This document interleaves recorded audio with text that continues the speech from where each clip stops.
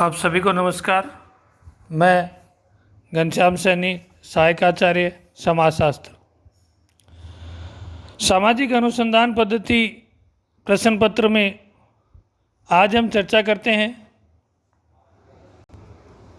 परिमाणात्मक अनुसंधान की विधियाँ। W.E. वर्गेस ने रिसर्च मेथड्स इन सोशियोलॉजी में अनुसंधान की दो आधारभूत विधियाँ सांख्यिकीय और गुणात्मक बताई हैं। परिमाणात्मक अनुसंधान की विधि, इसका अर्थ क्या है? जिस अनुसंधान की विधि में अध्ययन की इकाइयों की गणना पर अधिक जोर दिया जाता है एवं सामग्री के विश्लेषण में परिमाणात्मक चर आय, आयु और परिवार के आकार, जनसंख्या के आकार के आधार पर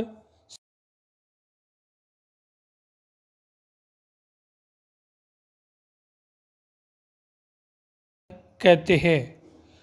परिमाणात्मक अनुसंधान विधि में आंकड़े एकत्रित करने के बाद उनका वर्गीकरण और सारणीयन किया जाता है।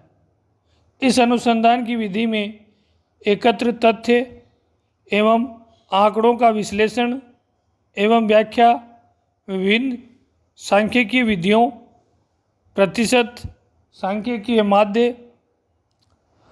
विचलन, केंद्रीय प्रवृत्ति की माप और विक्षेपण के माप, सहसंबंध आदि का प्रयोग किया जाता है। परिमाणात्मक शोध में तथ्यों और आंकड़ों का अवलोकन, परीक्षण, संकलन, विश्लेषण और व्याख्या क्रम से की जाती है। आगे हम बात करते हैं परिमाणात्मक अनुसंधान विधि की विशेषताएं। पीवी यंग ने निम्न विशेषताएं बताई हैं। 1. परिमाणात्मक अनुसंधान में घटना से संबंधित इकाइयों की गणना की जाती है। इस विधि में घटनाओं को देखने का दृष्टिकोण संख्यात्मक होता है। 2. परिमाणात्मक शोध में कुछ कारकों और चरों का ही अध्ययन किया जाता है।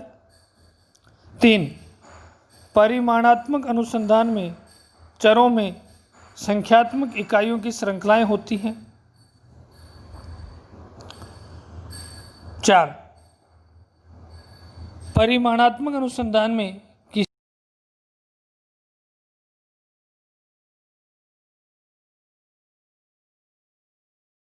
परिमाणात्मक अनुसंधान के अध्ययन वृहद स्तरीय होते हैं। परिमाणात्मक अनुसंधान इकाइयों की संख्या, मात्रा और सांख्यिकीय गुणों पर जोर देता है। परिमाणात्मक अनुसंधान संख्या प्रधान अध्ययन पद्धति है। इसे क्वांटिटी रिसर्च भी कहा जाता है। क्वांटिटी रिसर्च या परिमाणात्मक अनुसंधान की उपयोगिता, महत्व क्या है? सबसे पहली बात तो ज्ञान का विकास। जिस किसी क्षेत्र में लैक ऑफ नॉलेज है, ज्ञान की कमी है, उसे इसके द्वारा दूर किया जा सकता है।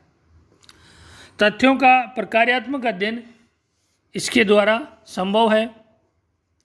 इसके द्वारा नए सिद्धांतों की खोज की जा सकती है, क्योंकि संख्याओं के आधार पर तथ्यात्मक वर्गीकरण किया जाता है।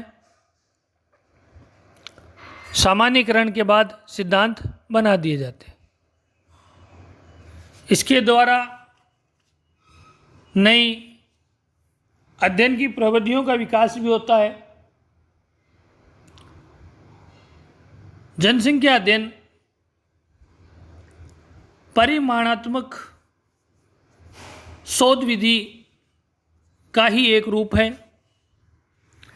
जिसके विभिन्न निष्कर्ष समाज, प्रशासन और संपूर्ण देश के लिए उपयोगी होते हैं। आगे हम बात करते हैं कि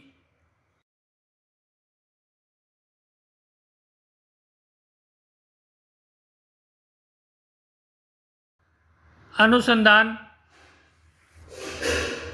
समुचित रूप से अध्ययन नहीं कर पाता है। पहली बात, विशाल अध्ययन क्षेत्र। जहाँ विशाल अध्ययन क्षेत्र का अध्ययन किया जाता है उसमें बहुत अधिक धन, समय और श्रम की लागत आती है। अध्ययन इतना दुरूह और बिना कोई निष्कर्ष निकाले ही समाप्त भी हो सकता है। विशाल अध्ययन क्षेत्र में के लिए अध्ययन करने के लिए विशेषज्ञों की या सर्वेक्षण करने वालों की एक बहुत बड़ी टीम चाहिए, जिसे आसानी से नियंत्रित करना और उस टीम के द्वारा कोई निष्कर्ष प्राप्त करना थोड़ा कठिन या दुष्कर होता है। परिमाणात्मक अध्ययन की अगली सीमा है कि यह नवीन अध्ययन के लिए अनुपयोगी होता है, क्योंकि नवीन अध्ययन में प्रथम बार जो तथ्य एकत्रित किए जाते हैं सहभागी अवलोकन के द्वारा होता है। सहभागी अवलोकन को किसी भी प्रकार से संख्यात्मक प्रवृत्तियों में प्रकट नहीं किया जा सकता है। आगे हम बात करते हैं, ये विधि बहुत अधिक खर्चीली है। अत्यधिक अनुसंधानकर्ताओं को मानदेय देना होता है। विभिन्न प्रकार की सूचनाओं को एकत्रित करके उनका संधारण किया जाता है, जिसमें बहुत अधिक व्यय होता है।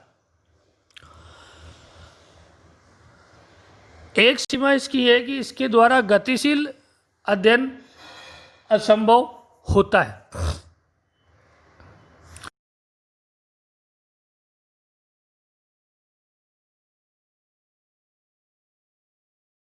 व्यवहार या सामाजिक घटनाओं का अध्ययन इसके द्वारा संभव नहीं है। संख्यात्मक विधि या परिमाणात्मक अनुसंधान में लघु स्तरीय अध्ययन बहुत कम होते हैं। यह इसकी एक बड़ी सीमा है। यह मनोवैज्ञानिक अध्ययनों के लिए अनुपयुक्त होती है, क्योंकि मत, मनोवृत्तियों, व्यवहारों, प्रवृत्तियों आदि को किसी भी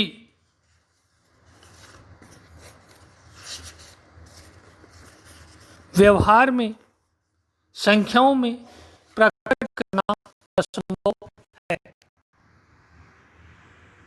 इस प्रकार हम बात करते हैं, परिमाणात्मक अनुसंधान विधि वह है जो संख्याओं के आधार पर कोई भी अनुसंधान, विश्लेषण और व्याख्या प्रदान करती है। धन्यवाद।